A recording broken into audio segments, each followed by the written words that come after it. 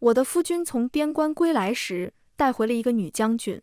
他倨傲地看着我，眼神里充满了不屑。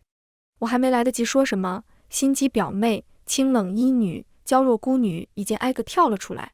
我看着女将军怔愣的脸，在心底冷笑。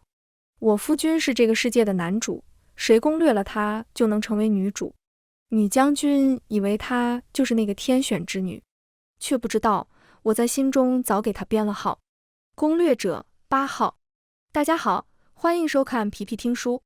暮春的风吹动了镇北将军府门前的群居，朱漆大门洞开，我领着府中一众女眷静候于石阶之上。骏马嘶鸣，一行人在府门前勒将停住。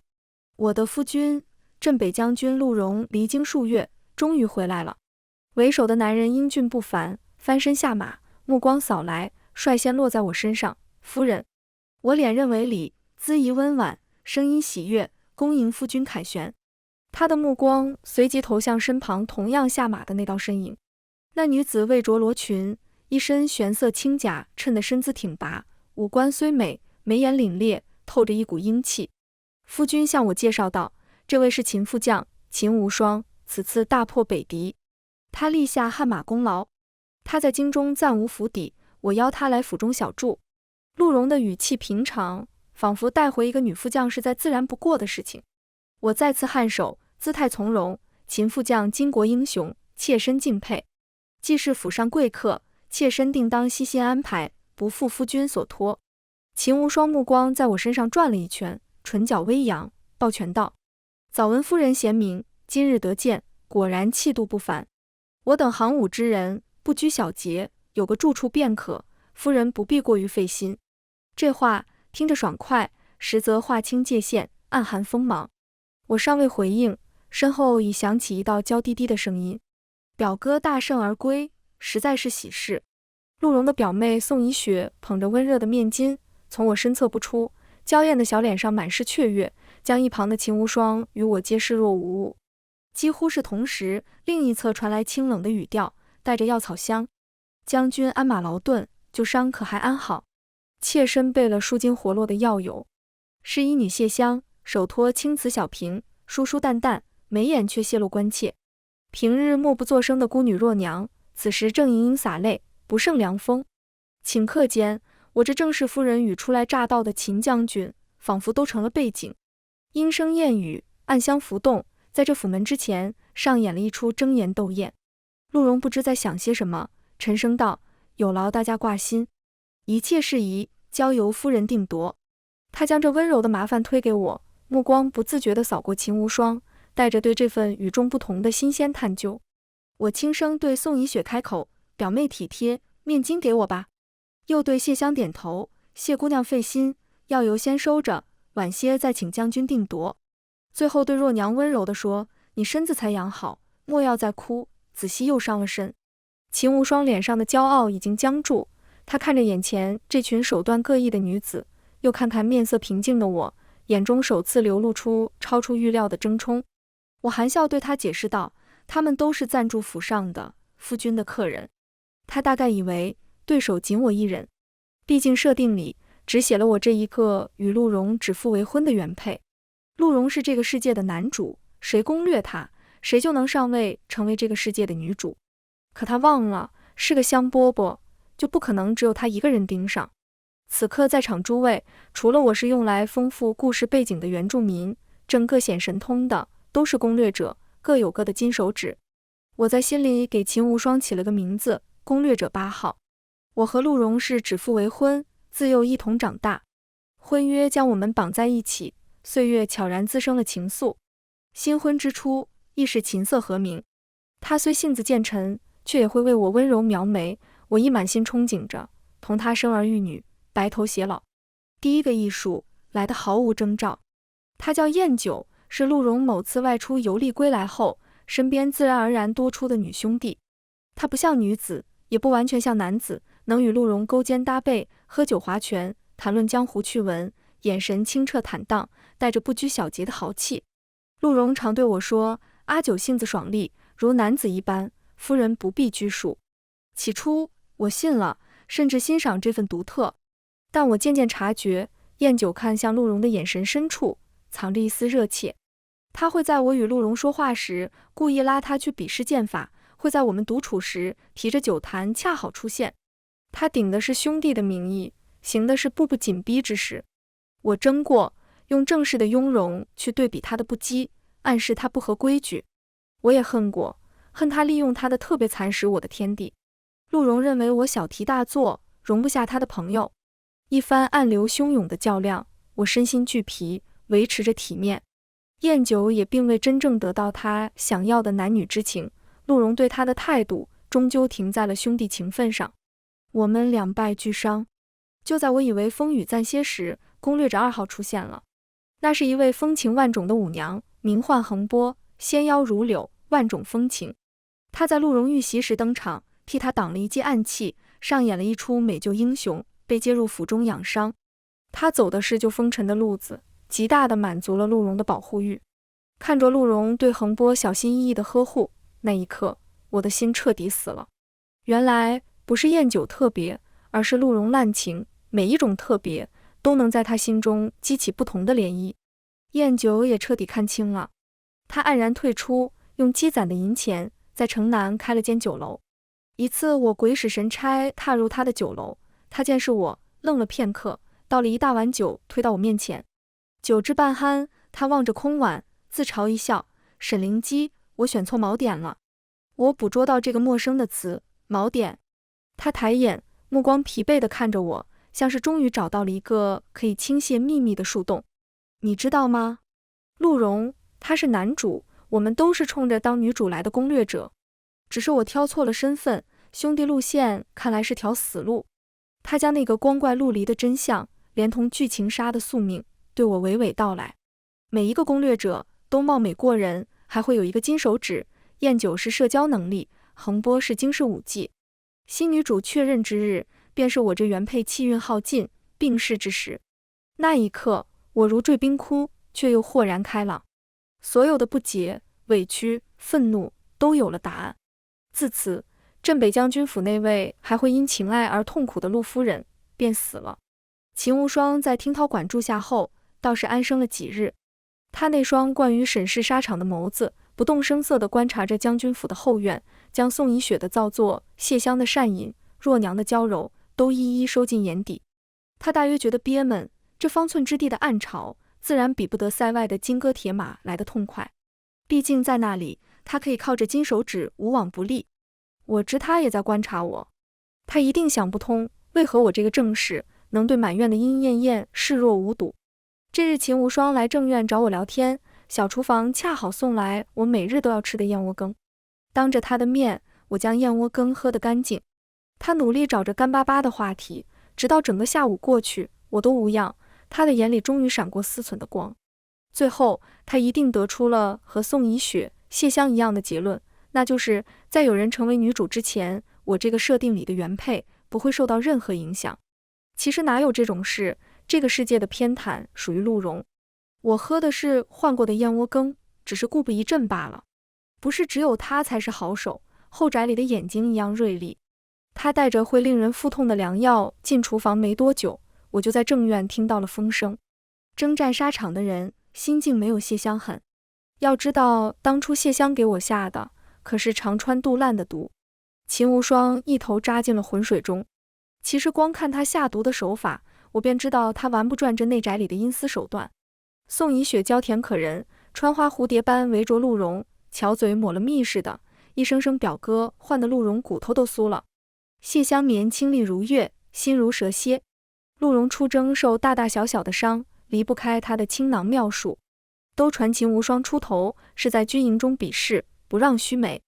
一番夺人英姿，叫陆荣眼里闪过惊艳，才定下了让他助阵，立下功劳。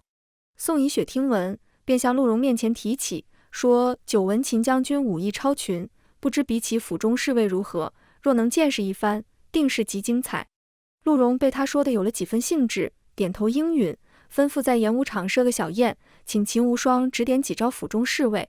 比武那日，阳光正好，秦无双一身利落劲装，手持木枪，英姿飒爽，与一名精选出的魁梧侍卫站在一处。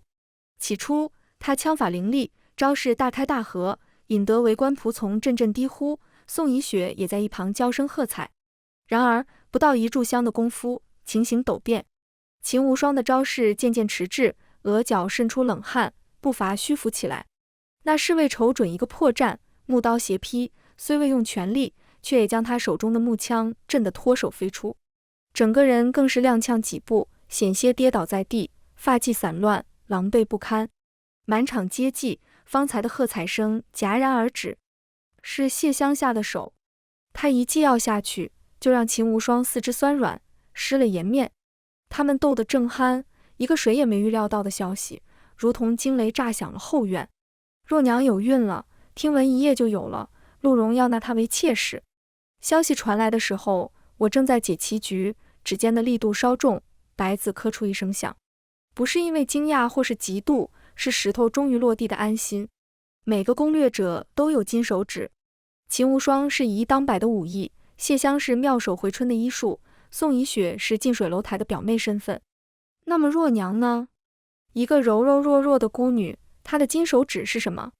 我一直想不出来，直到今天，我终于悟了，原来她的金手指是生育能力啊！陆荣归来后，我已在佛前发过愿，为他与将士们祈福期限未满为由，不让他在正院留宿。秦无双是军书留名的女将，谢香是师承名门的医女，宋怡雪虽然落难，但也出身良家。陆荣同他们暧昧，无人会指摘，毕竟这是他的世界，总享有一些男主的特权。可为了男主高大上的形象，他终究不好同他们无媒苟合。若娘就不一样了，一个孤女，无名无分，一朝蓝田种玉，陆荣应该给她一个名分，妾室而已，这是礼法都允准的开枝散叶，这就叫光脚的不怕穿鞋的。我回想着从燕妻那里听来的词汇，若娘的剧本应当是福运宠妾文。若娘过了明路，成了陆荣的妾室。我不言不语，安排好一切，让陆荣省了不少心，他盛赞我的大度。秦无双在演武场出了丑，颓丧不过2-3日，又容光焕发了。原来是陆荣入宫答话时提及他的功劳，陛下听闻，龙颜大悦。因她是女子，下旨赏赐了秦无双一柄玉如意和几匹贡缎，以示对武将的恩遇。陆荣待秦无双又好了几分，毕竟秦无双是他提拔的人，陛下嘉赏，亦是看中他这个镇北将军。秦无双经此一错，也开了些窍，不再硬碰硬的学娇柔姿态，与陆荣并配出游，谈起经济防务，磊落大方，宛若一对璧人。而我则冷眼看着若娘那渐渐显怀的肚子。她如今被陆荣这人看得紧，等闲难以近身，但我知道有的是人在伺机而动。毕竟这孩子若平安生下，便是长子或长女，那即使拿下了陆荣的心，也终究不美。他们怎能容忍？他们需要一个机会，一把刀。这日我在府内园中偶遇秦无双，他已经将我当成了彻底的 NPC， 意气风发地说起午后要去教场跑马。我看着他眉宇间的飞扬神采，语气平淡地提醒秦将军，近日府中事多，人多眼杂，你那匹绝尘性烈，还是暂且约束在厩中为好，以免惊扰了不该惊扰的人，徒惹麻烦。秦无双正得意时，只当是我这深闺妇人在吃他的醋，或是主母惯常的谨慎。他看着我的眼神带有居高临下的怜悯，夫人多虑了。绝尘随我出生入死，最是通晓人性，断不会惊扰内眷。我摇了摇头，不再多言。果然没过2日就出事了。午后，我坐在窗下看书，一阵隐隐的骚动从花园方向传来，脚步声、惊呼声、哭泣声杂乱地混在一起，由远及近。碧玺急匆匆跑来，脸色发白，夫人，若姨娘在荷塘边被秦副将的马惊着了，见了红，腹中胎儿怕是不好了。我放下书卷，将军呢？他躬身回道，将军已经赶过去了，发了好大的火。秦副将跪在地上，脸色难看得很。我起身走到窗边，望着荷塘方向，想象着那里的兵荒马乱，若娘惨白的脸，陆荣的滔天怒火，以及秦无双那百口莫辩的震惊与屈辱。可真巧，秦无双每日午后都要遛马，毕竟那条临着荷塘的石板路。晨间若娘身边的丫鬟方信哄着她说，荷塘那边新开了并蒂莲，好看的紧，寓意又好，错过就可惜了。然后偏偏在相遇的那个时刻，秦无双的绝尘发了狂。府里的气氛像是绷紧了的弓弦，一场意外折损了将军府的子嗣，这在任何人看来都是天大的过错。陆荣的怒火如同雷霆般倾泻在秦无双头上，他撤了他刚得不久象征性的参与城防议事的虚职，斥责他恃宠而骄，莽撞无谋，甚至当众说出了女子终究是女子，难当大任，安分守己才是本分。秦无双自请为若娘的孩子祈福。夜深人静时，我端着一壶温酒走进了秦无双的房间。他抬头看我，扯出一个比哭还难看的笑。夫人是来看我笑话的吗？我将酒盏推到他面前，我是来问你一句话。他盯着那晃动的酒液，不语。我声音平静，却字字清晰。你终于有了能于万军之中取敌将首级的金手指，难道来这世界一趟，就只是为了在这方寸后院里与一群女子争抢男主角的垂怜？他浑身猛地一颤，你在说什么？我淡淡一笑，你知道我在说什么？攻略者不是只有你们才有上帝视角。他握紧了拳，指节泛白，声音沙哑，带着一丝哽咽，不这样又能如何？陆军他是男主啊，来了这个世界，我没有别的选择。我轻身向前，目光直视着他，压低了声音，带着不容置疑的力量说，如果我说有一条路，不需要你摇尾乞怜，不需要你困于宅院，能让你堂堂正正的施展抱负，让你这身武艺有其真正的用武之地呢？秦无双猛地抬头，难以置信地看着我，眼中流露出强烈的好奇。我迎着他的目光，缓缓吐出几个字，随即起身，不再多言。你若不甘心，就来找我，我会给你一条出路。秦无双走了，他带着简单的行囊和那柄玉如意，悄无声息地离开了镇北将军府。没有告别，或许也无从告别。陆荣余怒未消，自然不会挽留。府里恢复了往日的平静，宋怡雪的笑容越发甜美，谢香的眼神也愈发幽深。我寻了个由头出府，马车跨越半个京城，拐进一条清静的巷子，巷子尽头有一处小院落，这里住着4号攻略者林辉月，他的金手指是过目不忘的才藻。当初他凭着这才情，一度让陆荣惊为天人，引为红颜知己。我走进书院时，他刚给一群女童上完课，正坐在院中的石凳上烹茶，一身素净衣裙。他抬眼看到我，娴熟地为我斟上一杯清茶，今天怎么有空过来？我在他对面坐下，若娘小产了，秦无双离开了。林辉月轻轻吹着茶沫，宋怡雪和谢香还是这么能干。我抿了口茶，味道清苦回甘，走了你的老路罢了。林辉月望向远处嬉戏的女童，目光悠远，如今想来真是可笑，耗尽心力去争抢一场镜花水月，不过好歹比横波和周启幸运些，没丢了性命。我循着他的目光看去，不免感慨，你倒是看得开。林辉月忽然转头过来问我，那你呢，沈灵基，你的归宿是什么？秦无双离去后，宋怡雪和谢香这对因利而合的盟友，在共同的外敌消失后，脆弱纽带悄然绷紧，又开始争夺起陆荣的关注。毕竟胜者只会有一个，宋怡雪惯会使春风化雨的手段。在陆荣怀念那未能出世的孩子时，宋怡雪会依偎过来，软语安慰。表哥莫要太过伤怀，许是那孩子与将军府缘分浅。谢姐姐精通医术，有她在，也不怕若姨娘调理不好。又譬如，在她为若娘送去补品时，会对着守门的婆子感叹，想起来还是有些后怕，绝尘在战场上都好好的，怎么那日偏偏发了狂？是不是吃错了什么草药？这些话语看似不痛不痒，但雁过留痕，终会产生影响。谢香自然不会坐以待毙，她不亲自到陆荣面前说什么，只是通过丫鬟婆子之口，让一些巧合传入陆荣耳中。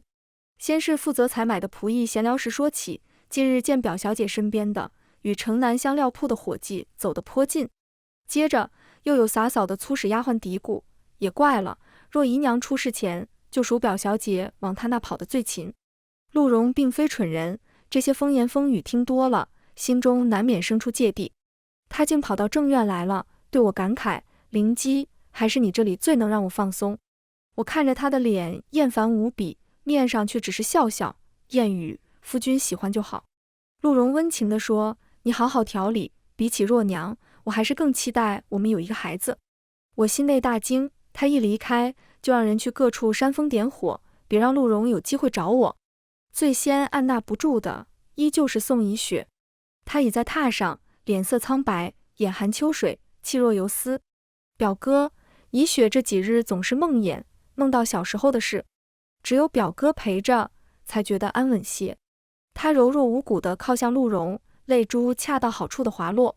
陆荣纵然心情不佳，面对这全心依赖他的表妹，终究硬不起心肠，少不得温言安慰几句，甚至应他所求，陪他出游散心。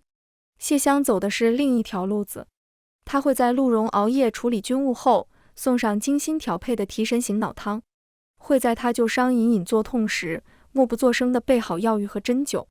他的话很少，但每一次出手都解决着陆荣实际的问题。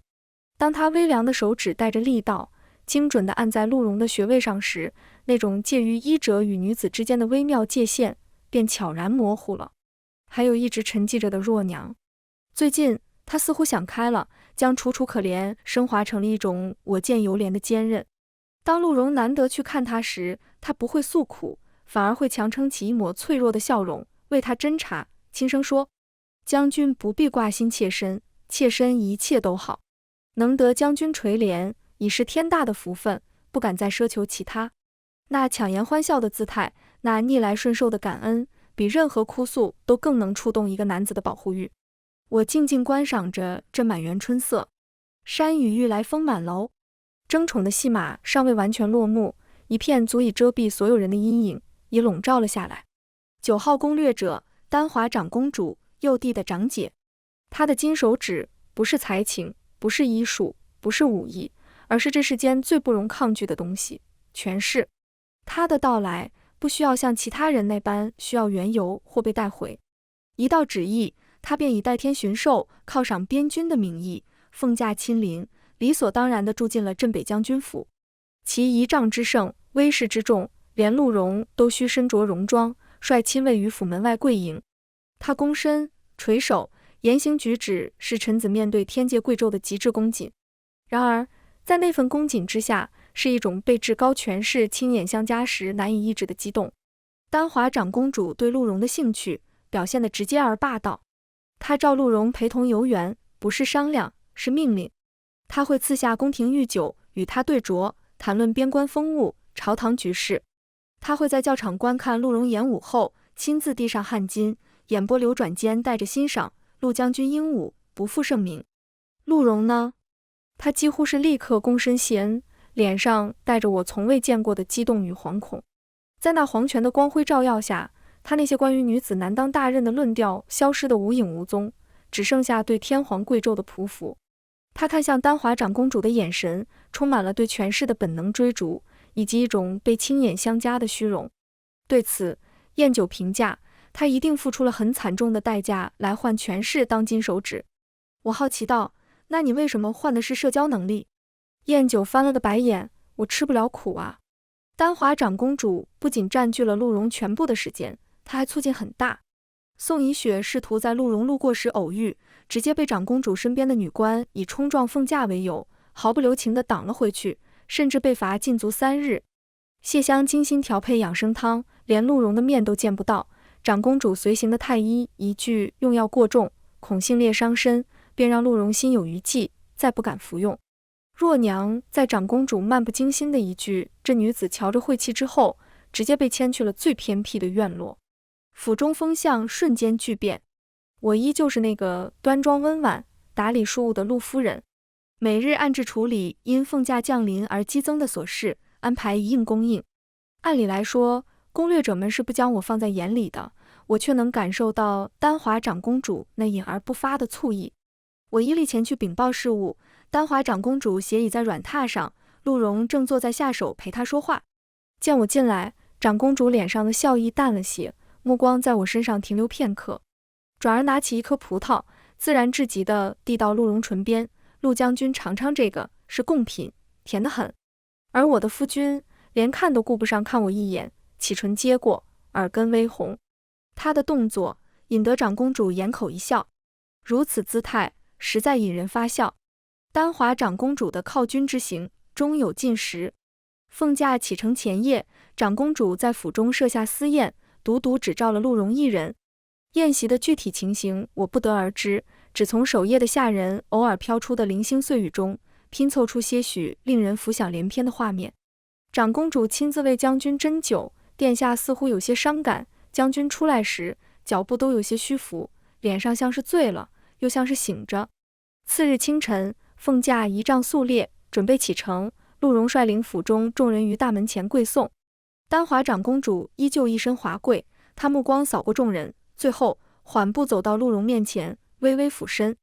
长公主看着她，轻轻叹了口气，启唇道：“本宫在宫中时常会觉得孤寂，若是身边能有如陆将军这般懂得进退又忠心耿耿的臣子相伴，该多好。”陆荣依旧低着头，克制着自己的情绪，唯有站在他身旁的我，通过他骤然急促的呼吸，知道他有多激动。接着，长公主话锋一转：“只可惜将军府邸繁花似锦，未免有些喧闹了。本宫性子喜静，最不耐烦那些莺莺燕燕、争风吃醋的动静，平白扰了清静。”仪仗起行，鸾铃声声，渐行渐远。我跪在原地，能清晰地感受到众人骤然变得粗重的呼吸和瞬间绷紧的身体。丹华长公主的话，如同在陆荣心中点燃了一把野火。陆荣的动作快得令人心惊。宋怡雪第一个被送走，陆荣派了管家送去一份厚礼和一纸安排，要将她远嫁给南方一个素未谋面的小吏。当宋怡雪哭着抱住他，诉说着多年情谊时，他只是不耐烦地甩开，语气冰冷的不带一丝波澜：“怡雪，女子当以名节为重。你久居表兄内宅，与你名声有碍，如今为你寻得良配，莫要再胡搅蛮缠，失了体统，更误了女子最重要的青春。”对谢香，陆荣以府中以供奉太医，不便再留民间医女为由，收回了他经营许久的药炉，赠予重金，令其离府。暗地里则埋伏了暗卫取他性命，只因相伴几年，谢香知他不少秘辛。陆荣甚至嗤笑着道：“谢姑娘，宫中圣手如云，岂是民间医术可比？”谢香没有争辩，只是在离开前深深地看了陆荣一眼。最令人唏嘘的是若娘，陆荣将她送去了京郊的一处别庄静养，美其名曰让她安心休养，实则是彻底的放逐。他甚至在一次酒后对着心腹幕僚感叹：“长公主金枝玉叶，肯垂青于我，我岂能让她受半分委屈？这些庸脂俗粉早该打发了。1个月不到，曾经繁花似锦的后院骤然凋零。我知道，轮到我了。他不能像对待其他人那样简单的打发我。我是明媒正娶的正室夫人，若无充分理由，休妻或和离都会影响他的官声，尤其是在他渴望得到丹华长公主垂青的时期。他需要一场意外，一场能让正妻合理消失，又不会引人非议的意外。我冷眼看着陆荣暗中布局，他开始频繁地在人前表现出对我的关怀，说我操持府务辛苦，脸色不佳，甚至特意请了太医为我诊治。太医自然是诊断出我忧思过度，心血亏损，需要静养。然后一场恰到好处的走水在我静养的偏院发生了。火势来得迅猛又蹊跷，恰好烧毁了我的卧房。偏偏当晚我又恰好因为服用了安神汤而沉睡不醒。次日，镇北将军府传出噩耗，夫人沈氏因旧疾缠身，又受惊吓，不幸薨逝。府中挂起了白帆，陆荣做足了悲痛姿态，上书朝廷请旨告封，一切天衣无缝。在他心中，我这个占着位置的拦路石终于被彻底清除。在陆荣决定对我下手之前，他曾有过片刻的犹豫。那是一个黄昏，他罕见地来到了我的房中，没有带着平日里的疏离，反而像几年前那般坐在窗下，默默地看着我插花。他忽然开口，声音里带着一种近乎温柔的怀念：“记得我们刚成婚时，你也总爱在窗边摆弄这些。那时你说草木有心，尽是生香。”我修剪花枝的手未停。他见我不语，自顾自地说下去：“这些年府中事务繁杂，委屈你了。是我冷落了你。在那一刻，我仿佛看到了许多年前那个会在月下笨拙地给我簪花，会在父亲面前红着脸保证会照顾好我的少年郎。我摇了摇头，妾身并不委屈。他的留恋没有持续多久。当他的心腹在门外轻轻咳嗽一声，他收回了手，站起身，语气恢复了平常的沉稳。你好生休息，莫要太过劳神。那一刻，我知道我的死期到了。他亲自过问我的病情，叮嘱太医用好药，甚至在我病重时，夜宿在外间书房，做足了忧心妻子的姿态。他这般表演的同时，授意心腹寻找性子烈的火油，调整了我院中仆役的排班。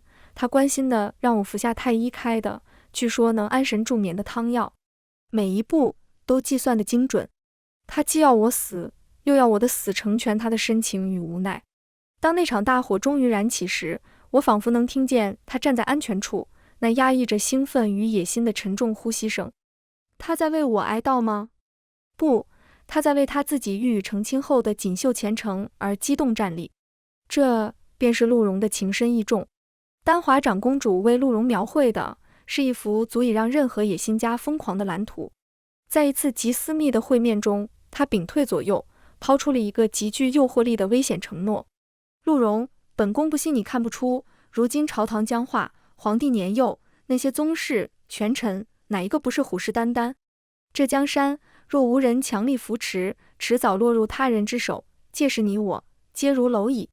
他观察着他的反应，继续压低声音，本宫需要你，需要你的兵权，需要你的魄力。待到他日尘埃落定，这天下你我共掌。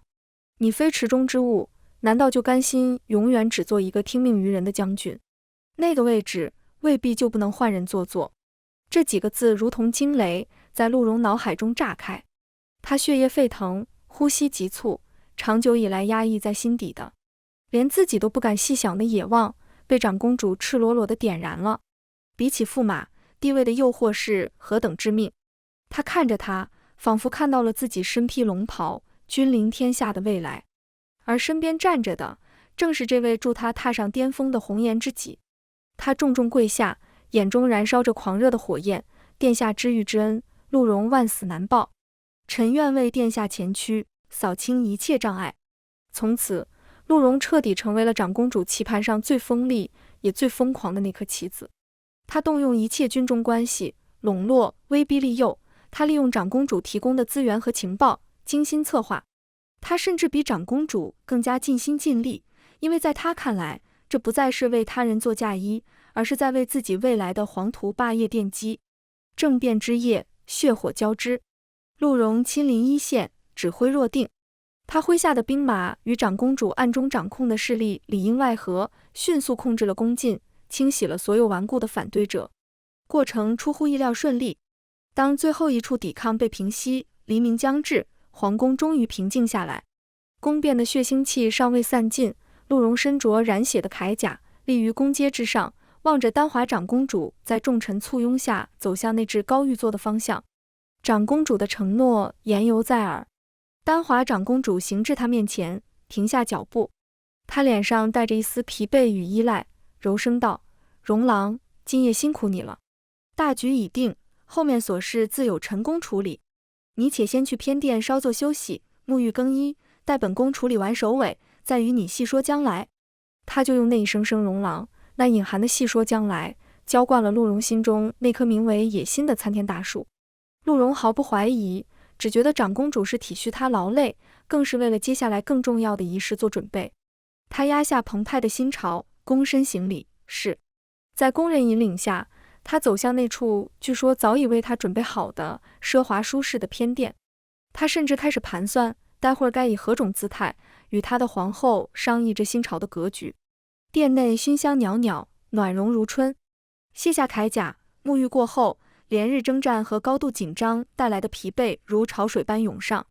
陆荣躺在柔软的锦榻上，想着那近在咫尺的地位，带着志得意满的笑容，沉沉睡去。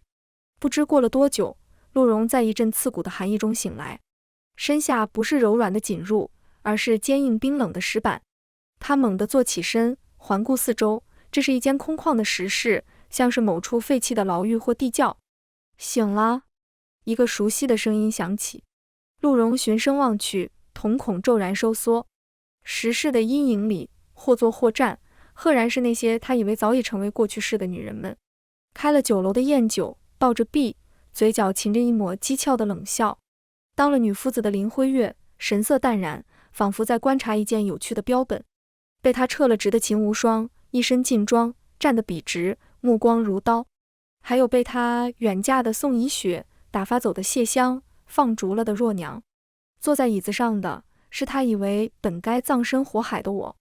陆荣又惊又怒，你还活着？你们怎么会在这里？这是什么地方？长公主呢？我缓缓站起身，走到他面前，居高临下的看着他这副狼狈的模样，声音清晰的在这密闭的空间里回荡。长公主此刻正在金銮殿上稳定朝纲，而你，陆荣，你犯上作乱，挟持长公主，意图不轨，已是钦定的逆臣贼子。陆荣发出野兽般的嘶吼，目眦欲裂。不，长公主说要与我共掌天下。燕九打断他，嗤笑道：他怎么说的？重要吗？醒醒吧，陆大将军，你从头到尾都只是一枚比较好用的棋子罢了。现在棋局已定，你这过了河的卒子自然该清理掉了。见他愕然至失语，我接着燕九的话道：陆荣，你有没有觉得奇怪过？为何你生来顺遂，无论做什么都比旁人多3分幸运？因为你是这个世界的男主，我身后的都是为你而来的攻略者，还有横波、周启，他们都等着被你选择成为这个世界的女主。而我则是剧本里的原配，会在你选定女主以后，按照命定的剧情离去。陆荣愕然抬头，脸上露出孩子般的迷茫神情。燕九告诉我这件事以后，我便一直在想，为什么你会是男主？你固然出身好些，武技高些，但仅仅如此就能成为这个世界的宠儿吗？直到攻略者们一个个到来，我才明白，所谓的气运之子，是他们前仆后继地将自身能量奉献于你的结果。燕九的社交能力让你能结交3教9流，林辉月的惊世才藻为你出谋划策，周启的家财万贯后来供你取用，谢香的倾囊之术保你身体无恙，秦无双的绝世武功助你大破敌军，横波、宋怡雪、若娘，他们用自己的曼妙装点了你的人生。至于长公主，她的无上权势本该助你一步登天。陆荣听着听着，仿佛也看到了我描述的那个画面，目露神往。陆荣，这才是这个世界的真相。你只是一个被规则选中的汲取他人养分的容器。我唇角勾起一抹微妙笑意，而我偏要打破你的幻梦。当我探听到丹华长公主在打听你的消息时，便主动求见了她。我问她，比起成为男主的皇后、小女人，难道不是自己凤临天下来得更酣畅淋漓吗？我目光扫过在场的每一位女子，这几年你汲取了她们的气运，供养出你的不实功劳，又将她们毅然舍弃，我便将她们一个一个搜罗起来。燕九，他的酒楼是我们的耳目，传递消息，串联各方。林辉月，他的学堂看似教导女童，实则也在为长公主，为我们未来的格局培养着不一样的种子。秦无双，他一身武艺，岂能埋没于宅斗？我指引他投效长公主，如今已是长公主麾下得力女将，在方才的宫变中建功立业。我的目光最后落在宋怡雪、谢香、若娘身上，至于他们，你亲自将他们驱逐放逐，以为他们会凄惨一生。是我在他们最绝望时伸手拉了一把，给了他们一条生路，一条可以向你这个负心薄幸者讨回公道的生路。我的声音陡然转冷，他们虽来得晚，未立大功，但对你的恨意足以让他们好好照料你，以消心头之恨，也以此作为他们向长公主殿下递交的投名状。陆荣看着那3个曾经在他面前或娇媚、或清冷、或柔弱的女子，此刻如同索命的罗刹，一步步向他走来。宋怡雪走上前，她脸上竟还带着一丝往日的甜笑，手中把玩着一根细长的金簪，声音依旧娇嗲：表哥，你送我远嫁啊？可惜啊，那轿子还没出京城，就被灵姬姐截下了。你说我该怎么对待你才好呢？他话音未落，手中金簪已狠狠刺下，在陆荣的哀嚎声中，谢香依旧是那副清冷模样。他打开随身携带的药箱，里面是细长黝黑、闪着幽光的长针和各式各样的瓶瓶罐罐。将军，近来我研发新毒，正需人试药。你如今既已无用，便索性为长公主的朝堂再尽一份力吧。最后是若娘，她始终一言不发，只是默默捡起了那根放在一旁的带着倒刺的马鞭。这条鞭子似乎唤起了她某些记忆，她的眼神瞬间变得赤红。她走到陆荣面前，看着他此刻狼狈的模样，猛地扬起鞭子，用尽全身力气，狠狠地抽了下去。陆荣又发出一声哀嚎，他蜷缩着，向我哀求，试图抓住最后一根稻草。灵姬，灵姬，你不能这样对我，我们是夫妻啊，一日夫妻百日恩。你放过我吧。我默默后退一步，将空间让给他们。夫妻，从你默许甚至推动后院倾轧，从你默许他人对我下毒，从你亲手策划那场大火欲将我烧死时，我们之间便只剩下因果。我转身向着地窖出口走去，燕九、林辉月、秦无双紧随其后。身后传来陆荣凄厉的惨叫和绝望的咒骂，很快又被什么堵住了嘴，只剩下沉闷的、痛苦的呜咽。地窖的门在我身后缓缓关上，隔绝了那场迟来的审判与报复。京城的风波随着丹华长公主的登基逐渐平息，旧的秩序被打破，新的格局正在孕育。在那金銮殿之上，一份由新帝亲自拟定、盖有玉玺的诏书被郑重地递到了一身崭新官服的我手中。诏书的内容并非委任我入六部，也非长京畿，而是授予我一项前所未有的使命：持节西行，总领西域诸事，开户事，通有无，宣教化，抚远人。这意味着我将代表这个新兴的王朝，前往那片广袤而充满未知的西域，去开拓，去连接，去建立属于新时代的秩序。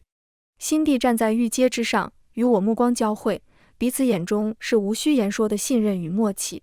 临行前，我去了一趟林辉月的书院，书院规模已扩大数倍，朗朗读书声中不仅有女童，还有许多寒门学子。林辉月依旧沉静如水，但眉宇间多了份育才天下的满足与从容。我在宴酒愈发红火的酒楼里饮了最后一杯践行酒。这里依旧是情报汇聚之地，只不过如今更多是为了沟通东西，商旅不绝。我检阅了秦无双麾下的一部分精锐，秦无双一身锃亮铠甲，英姿飒爽。这些将士将作为我的护卫与先锋，一同西行。甚至我还见到了已然脱胎换骨的宋怡雪、谢香和若娘。他们或在长公主府担任女官，或在京中新设的医馆、织造局效力，脸上再无阴霾，只有掌握自己命运的笃定。他们前来送行，目光复杂，最终都化为深深一礼。浩荡的使团队伍在无数百姓的围观与祝福中驶出京城。我坐在车架中，回望那渐行渐远的巍峨皇城，心中没有留恋，只有一片海阔天空的壮阔。全文完，皮皮听书，感谢您的观看，每天上新精彩小说，喜欢就订阅吧。